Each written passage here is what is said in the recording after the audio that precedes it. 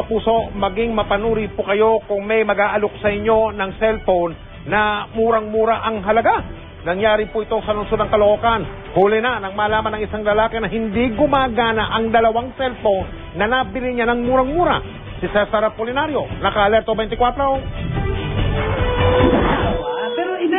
Sa unang tingin, akalaing totoo ang cellphone na ito na mabenta sa merkado. Pero ang dalawang cellphone, dami lang o yung kapareho ng tunay na cellphone na display lang sa bilihan nito. Nabili ni Benny Chua ang dalawang peking cellphone ng 18,000 pesos.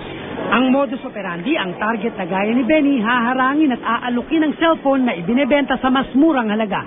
Pero pag nabayaran na, dito na umano bumibilis ang kilos ng dalawang suspect. Ang cellphone na gumagana, papalitan ng peke. Nung binabayaran ko, ayaw niya bigay cellphone. Yung pala, na-switch na pala, kaya ayaw niya bigay agad. Ang kaibigang technician kung saan niya ipinakita ang dalawang cellphone, agad nakipag-ugnayan sa mga kakilalang technician para hagilapin ang mga suspect. Sa isang website na binuo ng mga cellphone technician sa bansa na GSM Sandwich, nalaman nilang may kumakalat na video ng dalawang suspect na sangkot umano sa palit cellphone gang.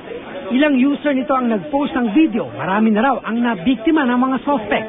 Kinumpirma ni Benny na ang dalawang suspect na nasa video ay ang dalawang lalaking nakipagtransaksyon sa kanya. Agad nilang pinost sa mga social networking sites gaya ng Facebook at YouTube ang video ng dalawa. Alam mo naman mga swindler, mabibilis ang kamay. Siyempre, iba na ibinigay na phone, nakuha na nila yung pera, mararamdaman mo naman yan, nagmamadali eh. Dito rin sa website nalaman na nahuli na noon sa Bulacan ang isa sa dalawang lalaking nasa video pero nakapagpiyansa na kaya muling nakapambiktima.